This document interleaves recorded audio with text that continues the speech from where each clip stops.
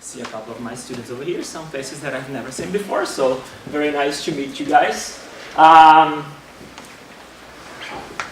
The purpose of the talk today is to kind of highlight this idea that a lot of people use exercise and nutrition only as a means for weight loss, but changing your physical and mental health can have much more significant impacts just beyond the way that you look.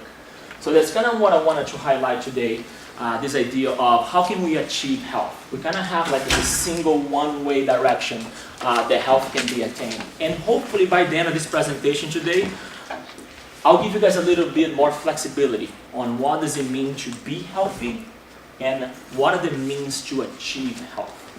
So a little bit of the things that I'm going to talk about today. I'm going to be running back and forth because there's no clicker.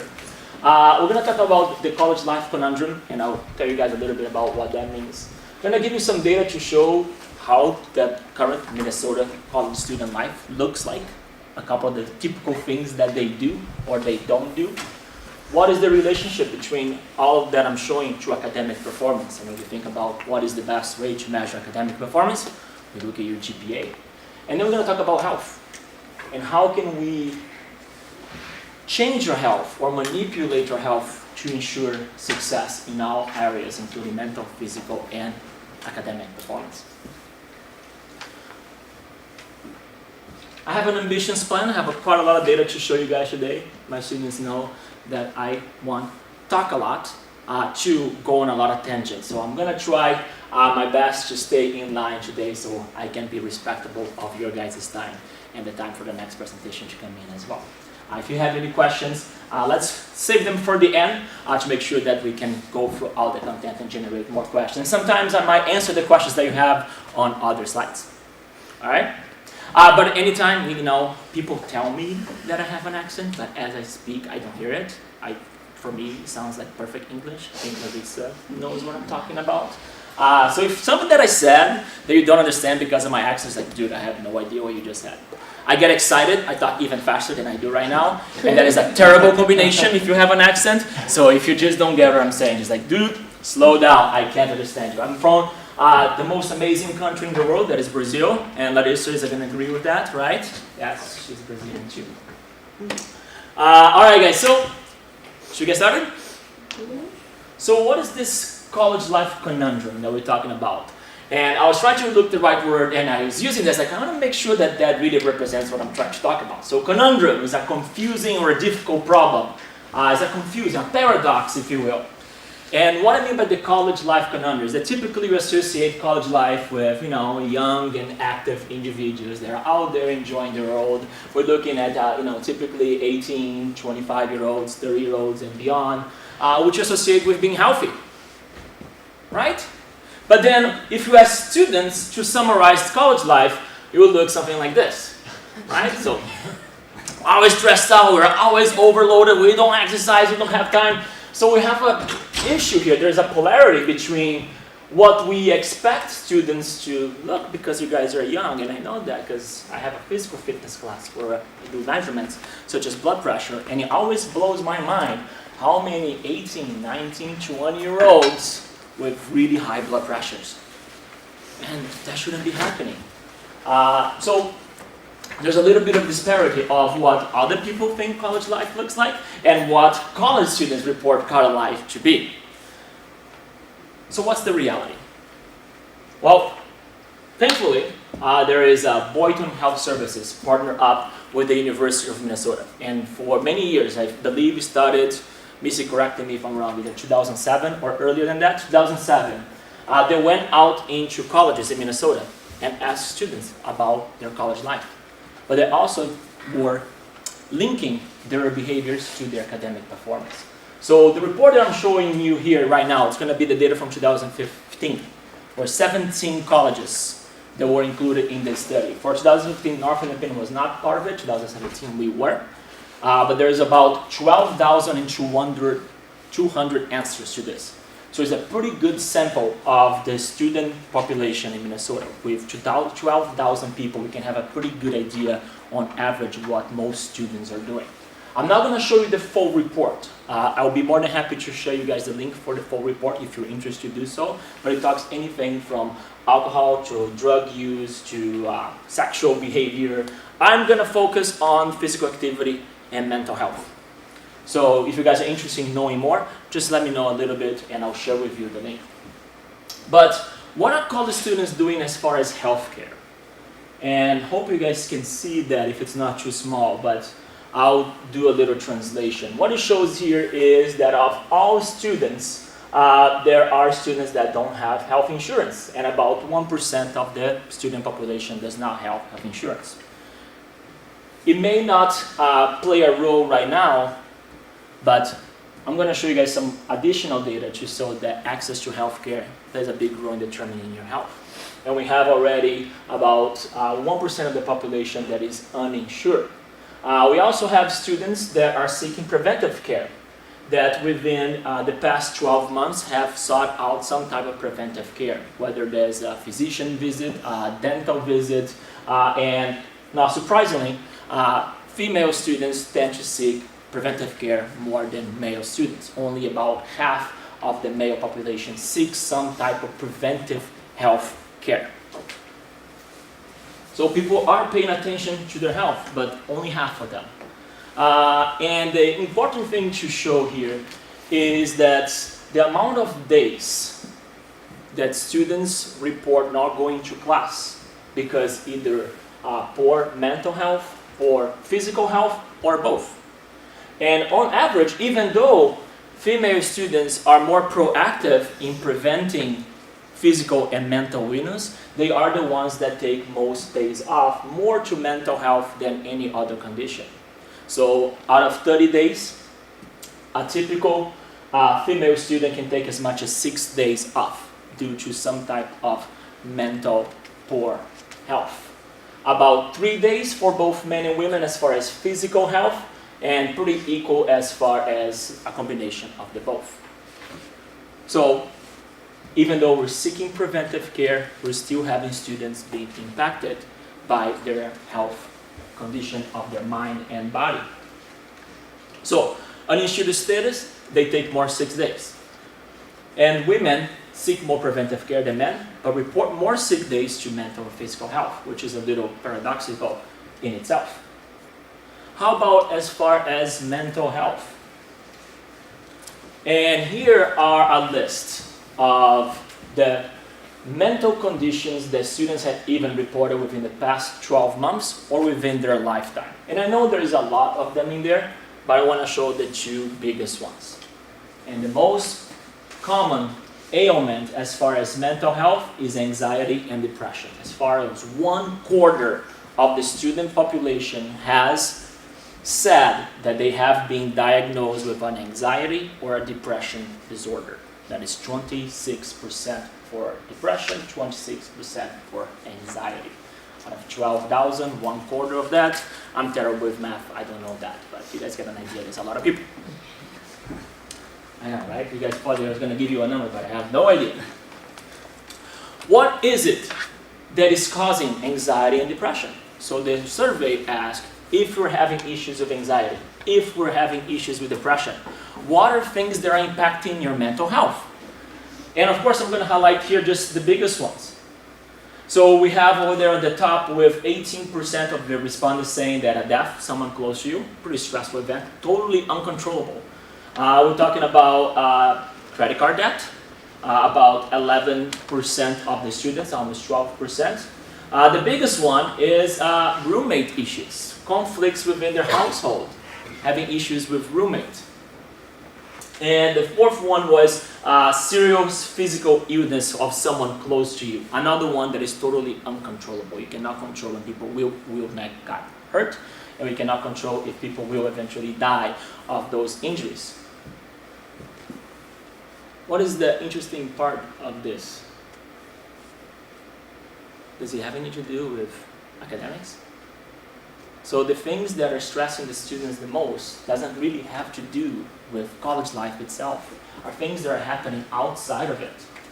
And this is kind of like the interesting portion of it. Because the stress itself is not bad for you. stress really gives us the energy to get things done. It's a physiological response that we have carried on with us since the caveman days. It has given us the ability to fight off stressors, the good old fight or flight. Either you have energy enough to fight your stressor or run away as fast as possible from it. It has given us the energy to get things done. The problem is when we have too much and too many stresses. So the frequency and the quantity of stress is more important than the stress response itself. And here's the interesting portion, and I really apologize for it being a little blurry here. But what this says here is that students that have 2 or fewer stressors do not engage in risky behaviors as much as students that have 3 or more stressors. And what are these risk behaviors that we're talking about? They use tobacco, they do high-risk drinking, they use drugs such as marijuana, and they tend to rack up a higher debt amount. So the stressors are leading to risk behaviors that maybe, so everything is kind of connected. And students that have more stressors in their plate tend to engage in riskier behaviors. And then it is no surprise that you see the correlation there with anxiety and depression rising in college life. More importantly, when they're asked, okay, some of these things might be stressful, but which one of them actually impact your academic performance? So students were asked, out of this list of stressors, which ones do you think impact your student life the most? And the highest rankings were disability as far as learning, ADD, ADHA, attention, I cannot remember the acronyms, physical issues, mental health issues such as depression and anxiety. As much as 50% of the respondents said that anxiety and depression have an impact on their GPA. And then sleep difficulties, not getting enough sleep, which is 47%. And I think that's funny, because think about the week before finals week or finals week. What are the things that you don't do during finals week? Stay at night. You stay up at night, so you don't sleep. What is the thing that you don't do during finals week? How many of you guys really find the time or the energy to go to the gym and work out, or go and socialize with your friends, or eat healthy? All the things that you guys are going to see are the most potent drivers of GPA. So the things that hurt the GPA the most is the things that we do in preparation for our final exams. And no wonder that we have anxiety and depression issues. About 16% of the students currently, out of those 12,000 students out of 17 colleges, 16% of them are taking a medication for a mental condition. So they're currently being treated for a diagnosed mental condition. And the interesting portion over here is that you can see a clear disparity here. And I know the blurry there, you cannot see at all what is being written.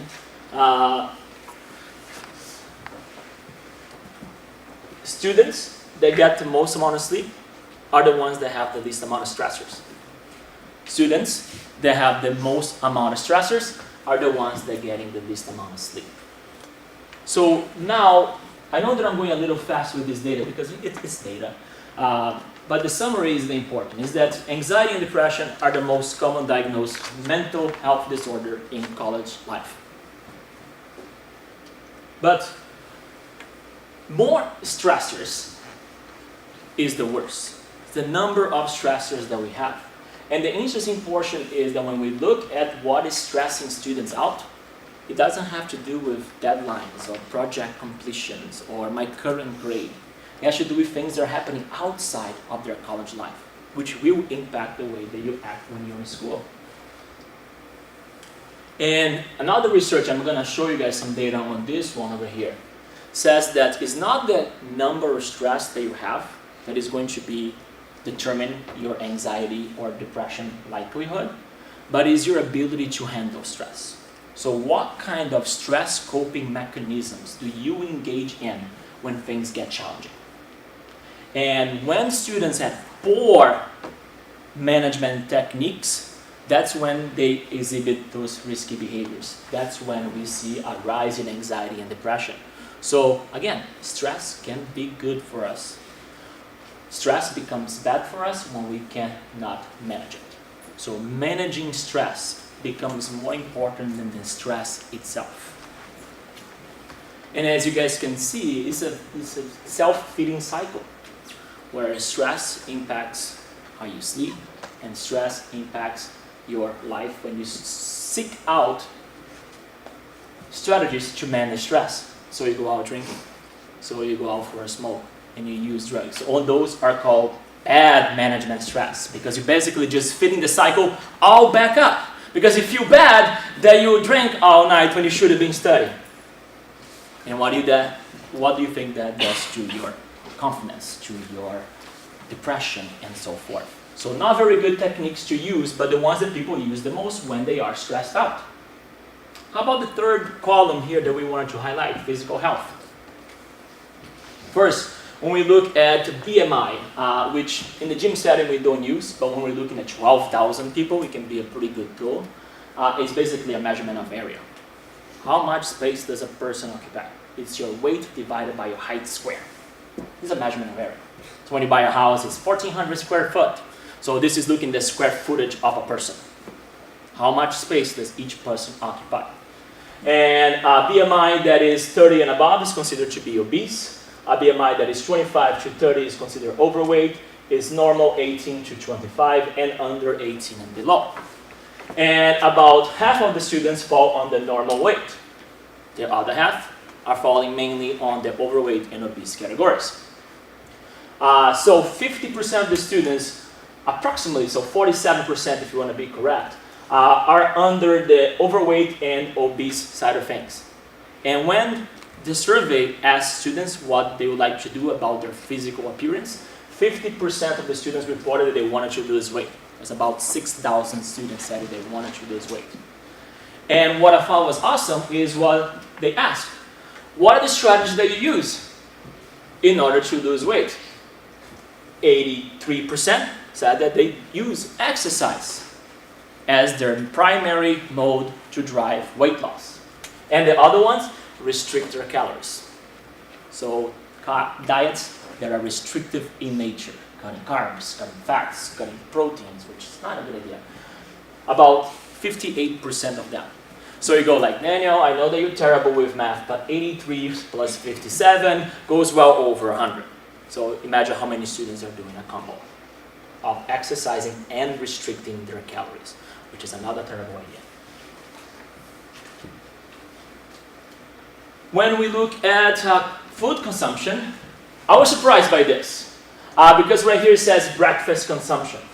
And it says 0 day per week. And I thought that a lot of students were skipping their breakfast. And it ends up that I was wrong.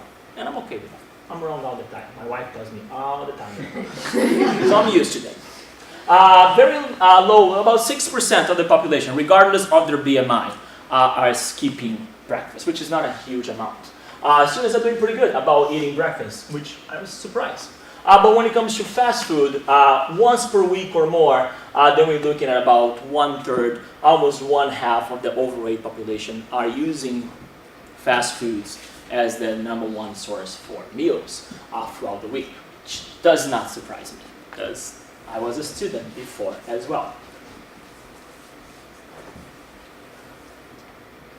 When we ask students if they're physically active, how much physical activity the students get in a week. About 55% of them were rated in the high category, which I think there's some built-in bias with any type of survey. People want to look more or better, so they kind of elevate some of their numbers. And this is true to any of the measures that are measured here, because research has shown that people tell you that they're physically active, but when you do actually measure their physical activity, they're way off from the numbers. But I can see that. Young, you're being outside, you're walking from class to class. So 55% of the students are physically active. About 1/4 of the students reported no physical activity. So they are not physically active at all. And the reason why I said that there might be some bias there is because this one I thought was true, but not surprising, which refers to screen time. How much time do you spend in front of a screen? Either you're binging Netflix or you're playing video games, whatever it is that you're doing, majority of the students sit in the 4 hours or more. So students are spending 4 hours or more. Great percentage of the students, I think is up to 85% total. If you're looking at the moderate and high levels, about 85% or more of the students spend more than 4 hours in a day sitting and watching TV or playing video games or sitting in bed with their phones in front of them. And the number one cause of death in the US is physical inactivity. It actually has been shown that anywhere from like 2 to 4 hours of sitting can negate a good 30-minute workout. So the impacts, the way that your metabolism changes to prolonged sitting can actually negate what you did in the morning when you were in the gym. So a lot of people go in the gym, they exercise, and they go to the job to sit all day, and they go to class to sit all day. And basically they just negated everything they did in the gym, plus some more damage. So screen time seems a little contradictory with the amount of physical activity they are reporting.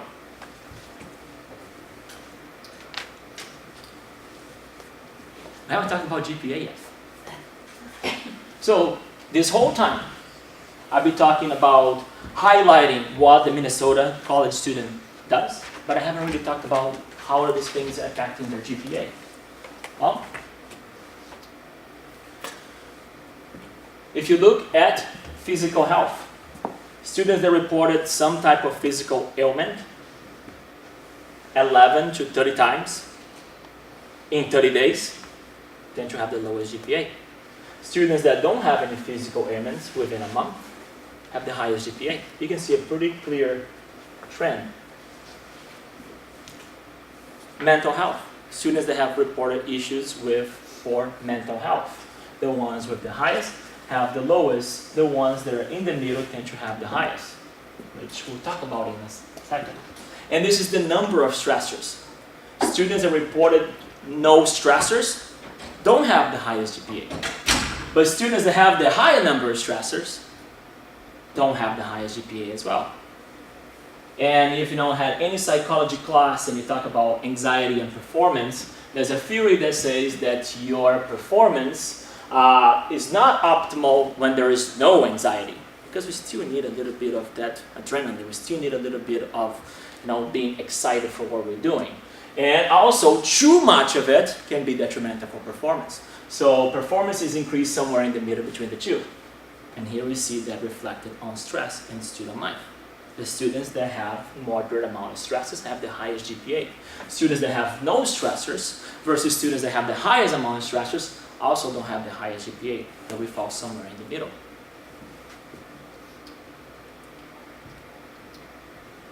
These two are complementing one another. So, how many health stressors have you had within the 30 days? If you have more stressors, your GPA drops. But we have a moderator of that. Students that said they're able to manage their stressors increase their GPA. So it's not necessarily that number of stressors that they have, but from being ineffective stress handlers to being effective stress handlers. And you see that more effective you are in handling your stress, the higher GPA. And that will moderate this line. So you can have lots of stressors, but if you have good coping mechanisms to handle that stress, then your GPA is not as significantly impacted. And this one is interesting because you can see a pretty clear cut point between the two of them. And this is days of sleep. And students that tend to get 4 or more days in a week of good sleep, 7 hours or more, tend to have higher GPAs than students that get 4 or less. And typically you see the students that have higher stress also have the least amount of sleep. And also the students that have the least amount of sleep have more anxiety and depression that engage in more risky behavior. So everything is connected. Physical activity. It's pretty clear that some is better than none. If you are physically active, you boost your GPA equally if you're moderately active to highly active. But if you're not physically active at all, 1/4 of the student population that is not physically active at all will have their GPA impacted by that. So some is absolutely better than none. Even small amounts of physical activity that you do throughout the day can be very powerful for your health. And that's one of the things that we're going to challenge today.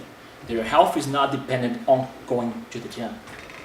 We just have that as a default. The only way to become healthy is if I go to the gym. No, you can just become physically active. And there's many other things that you can do to your health that can impact your health positively, besides exercise and nutrition. This one is a pretty clear crash course path here, and this is screen time. Doesn't matter if you're playing video games or if you're watching television. The more video games you play, the more television you watch, the lower your GPA. And students that sit more in front of the TV or in front of the computer tend to have the lowest GPAs. And the last one is alcohol use. And this is a pretty clear case.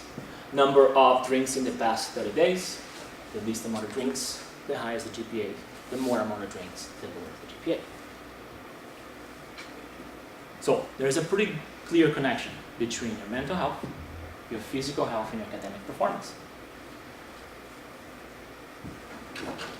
Okay, I can give you this data and be it, but so what's my point? What am I trying to go with this? Well, my point is that people always see health as a one-way street. But for me, it's more of a chicken and the egg story. And it's like, what? Our students, they are healthy. Are they successful because they're healthy? Or they're healthy because they're successful? And we are so used to saying that there's only one way to be successful. There's only one way to change your health. And you have to increase your physical health. You have to increase your mental health. And then you're going to be successful. But I don't know about you guys, but every time that I win a challenge, or I get a good grade, or finish a project, I feel pretty good about myself. And that makes me want to do more good things. So are they healthy because they tend to achieve a higher rate of success? Or are they successful because they're healthy on the front end? And we are so used to like, oh, if you want to increase your GPA, now you have to exercise, now you need to sleep better, now you have to... So basically, I'm increasing the amount of stressors in your day. Because that's the message that comes across. Do you want to increase your GPA? Do you want to be more successful in college? Okay, stop watching TV, now go to bed early, find time to exercise, and cut all the crap that you're eating. I just added 4 more stressors to your life.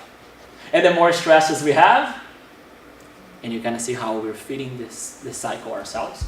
So I want you guys to think of health a little more flexible than this one-way approach. And this idea that health is multifactorial. There's many things that play a role in determining your health right now. And research has shown us that 10% of your health today is related to your ability to access healthcare. Which goes back to the first data that I showed. 1% of the student population doesn't even have health insurance. 50% of students don't even seek preventive care.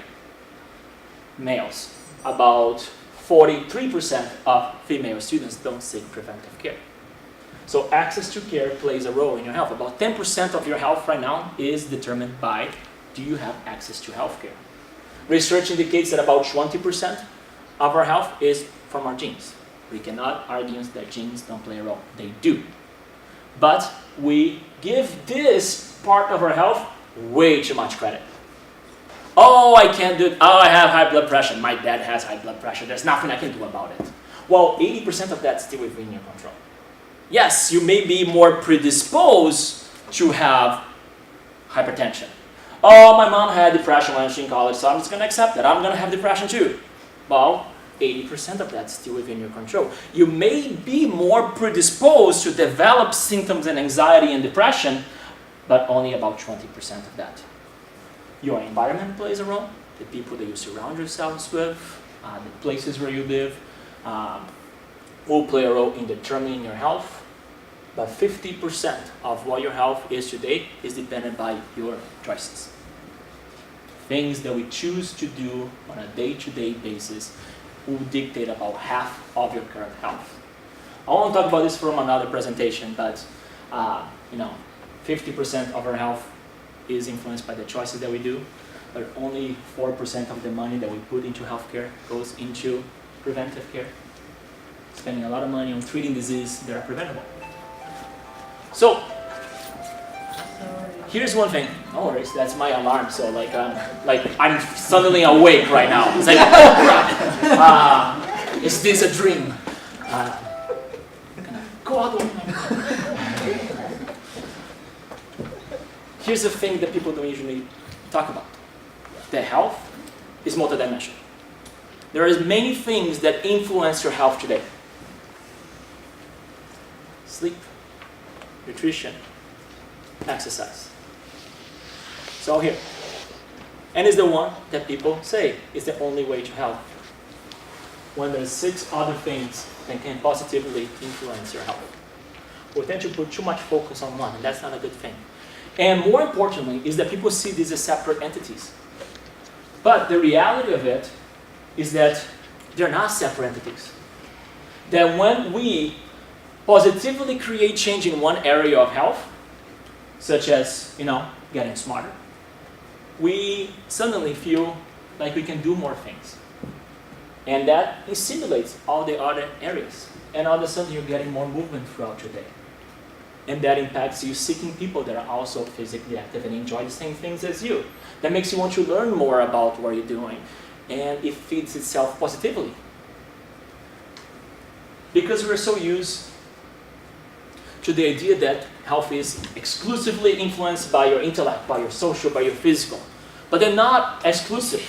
Not only there are 6, 7 different things that can influence your health, they're not separate from one another. They interplay with one another. The issue is that we have accepted defaults, and defaults are automatic assumptions to a problem solution. And the only way to be healthy is to eat less, exercise more. How many of you, raise your hand, know that exercise is good for your health? All right, raise them high. Okay. How many of you do it? It becomes a different story, right? And if I were to ask you how many do it 3 times a week, how many do it 5 times a week, the number is going to keep dropping. And I did this in another presentation, but the research shows that if I went to a room of 1,000 people, and I asked that question, how many of you guys know that exercise is good for you? How many hands do you think would go up? 1,000. There is not a whole lot of people in the world that think that exercise is bad for you. How many hands will stay up if I ask that you do it at least 5 times a week? There'll be 50 hands up. That's 5%.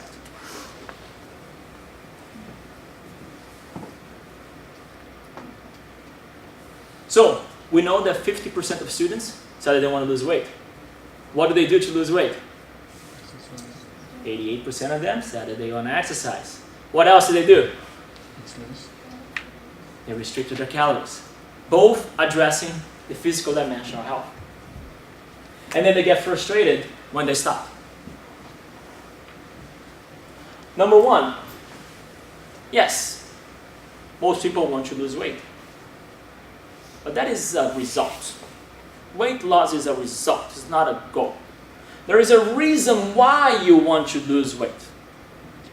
Sometimes you want to lose weight because we think that that's how people judge us. People judge us based on the way they look. So I need to lose weight so people can judge me better. That is not a goal for you. That is a goal that you're trying to achieve to others. And then you see exercise and nutrition and sleep as a chore. How many of you guys like doing things that you don't like doing? I love it! Tell me what to do! I'll hate it, but I'll love it! And then everything that we enjoy more gets in the way. And then we don't achieve our goal of weight loss, which makes us feel bad, which makes us feel depressed, which makes us engage in more risky behaviors, which impacts our GPA. And then there's good research showing that willpower is actually fatigable. There's an area in your brain that is responsible for the willpower, and they put two groups. They were sitting in a room, they were doing a diet study. And one group was told, hey guys, I know there's a bowl of candy here, but remember you guys are on a diet program, do not touch this candy. The other group was like, hey guys, I know there's a bowl of candy here, but then we have some kids coming over, so that's for them. So this group could eat the candy, or did not chew. You guys don't want to steal candy from a kid. So you eliminate the candy in there. After sitting in their room for an hour, this group did some really bad choices after that. This group didn't as much. How many of you guys go on a diet or start a new program and you do really good in a week, but that weekend is just horrible? Because by the time you reach the weekend, your willpower is fatigued. It shouldn't be a matter of will. It should be something that we enjoy. So we drop and we don't do things we enjoy because we're doing it for the wrong reasons. And this is kind of how it looks like. When we approach that your health is dependent on eat less and exercise more.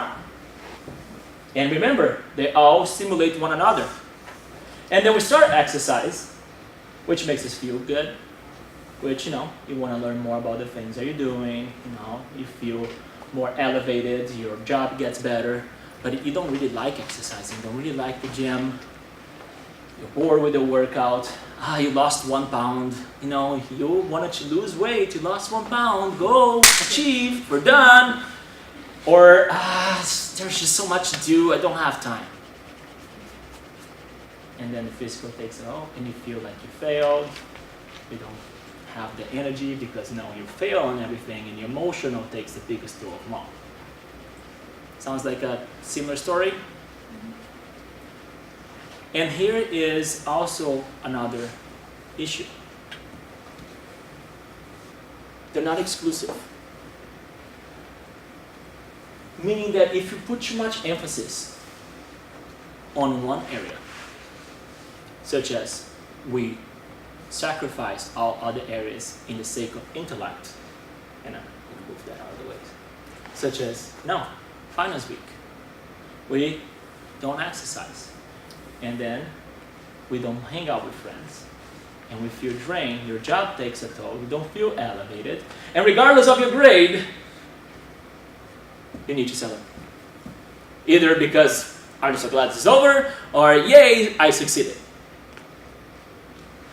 And that's what we do during finals week. We throw everything out the window in the sake of only one. And that happens on the physical side as well. I work for a previous company, not name names, which is a big player in health in Minnesota. And people that wouldn't go out because you cannot eat pizza because it has carbs. Or you shouldn't be drinking coffee. And I don't know. I go to the cafe, I see a couple of my co-workers, and we hang out with one another and talk about the day, talk about things that are not work-related. I go and I enjoy a pizza with my friends. And I can go out, I can go outside, I can do things. But when we place so much emphasis on one, the other dimensions tend to take a toll as well. This example that I'm giving is kind of what happens in college life, especially when we approach those finals week or midterms. So, what do I want you to do? Yes, I'm giving you all the information, but you probably think it's like, okay, so what should I do? You're telling me that if I try to sleep and I try to exercise and I try to eat, I'm adding more stress, that I'm impacting my GPA, but if I don't do them, then that's going to impact my GPA too. So you're putting me between a rock and a hard place. There's no way to go. Well, what I want you to do is see health as something a little more flexible. Be realistic with your expectations and the demands of the week. So what do I want as a result of my actions of the week? If it's finals week, and I'm expecting to lose weight, I'm going to be sorely disappointed because things are going to get in your way. But if I know the finals week is going to be stressful, and I'm going to be putting a lot of emphasis on my intellectual health, I can compromise by still approaching some of the dimensions that I truly enjoy.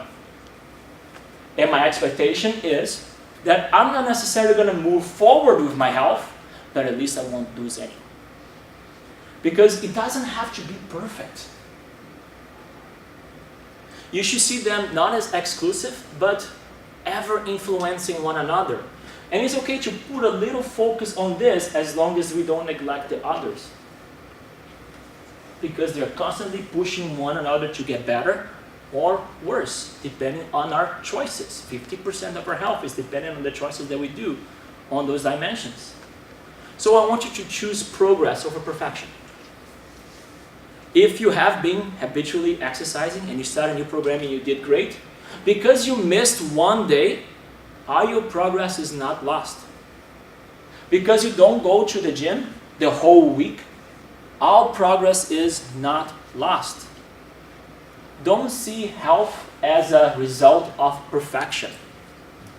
Life happens. People get hurt. People die. You get in fights with your roommates. Sometimes you can't control those.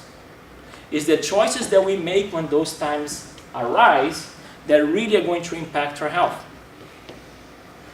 And if we see health as this perfect thing, that nothing can ever get in the way of your health, the moment that something does, and it will, you think, oh, I can't be healthy because I don't have control of my health. And being ineffective in handling your stress is one of the worst things for your academic performance and for your health in general. Maintenance is better than regression. So go in maintenance mode. Don't go in aggressive mode. Reframe your actions during a week to match the expectations. Missy and I are putting together Exercise Medicine Week. I have a pile this big of things to create. I'm not going to the gym right now. But a couple of things that I do enjoy. I meditate twice a day. I always read an article related to my job before I go to bed. I teach yoga, which helps because I have to do that because it's part of my job. That's an advantage, but it counts. Okay, so here's the exercise science teacher telling me that he doesn't exercise. But I feel pretty good about myself right now. Pretty stressed right now, but I feel in control of it. And if you were to look at my blood pressure, which I did this morning because I was running, and I did that before you guys arrived. And if I look at my blood values, they're all pretty good. Yay me! But the idea is that you just match your expectation. Is my health gonna get worse after this week? Maybe a little bit. But I know that when the stressors are gone, I can start progressing again. And as long as I'm not allowing my body to regress. So I want you to think of these three modes of operation. Enhancing mode, progression mode, and survival mode. So, stop thinking about what other people want you to do and start thinking about the things that you want to do. And see how the things that you like to do impact the dimensions of wellness. And you're going to find out that things that you don't even need associated with being healthy, like reading an article, is contributing to your health. Something like being generous can contribute to your health. Something like reading something that we enjoy. I don't know about you guys, but when I read stuff, I get inspired by the things that I read. And I want to do better things. So, if stress is low, the expectation can be high. This is the time to try new things. It's a time to lose weight if it's what you want. It's a time to be healthy. It's time to increase your cardiorespiratory capacity. It's time to put on some muscle mass. It's time to be aggressive with physical activity. Try new things. Be social. Go to events. Go to study groups. Get outside. Read a book. Meditate. Try yoga. And do all the things. This is the time because the stressor is low. The expectations are low. So your actions can be high. If we're kind of somewhere in the middle where things are starting to pile up, instead of tossing the things that you found out that you like out the window in the sake of intellect or in the sake of nutrition or in the sake of physical activity, stick to the knowns rather than unknowns. I really like doing this. You'll find the time to do it. It's crazy, but even the busiest man on earth will find time for physical activity. Who do you think the busiest man on earth is? What if you were to guess? Like, wait, just, I know, of course, there's no data to show, huh? The president. He's constantly golfing. He finds time for physical activity. The former president, Obama, and his wife, big proponents of physical activity. He found the time to be physically active. And he was the busiest man on earth. So your excuse of, I don't have time, it's not because you don't have time, it's because you really don't want to do it. Because you don't like it. And with one exception, we don't do things we don't like. And then finals week hits, and you're in survival mode. Just find balance. Don't let intellectual health take control of it. Take study breaks. If you're sitting for more than 2 hours, get up for 10 minutes. That's it. That will do wonders for your metabolism. You feel regenerated, and you're going to feel better when you study and actually don't have to read through the same page 5 times. The important thing is doing the things that you enjoy, but balance out the health dimensions. Health is more flexible than you imagine. It's all about finding the things that work for you and set up your actions to meet the expectations. Don't think that it has to be perfect. It has to fit you. Look at that. I'm right on my time. So, questions?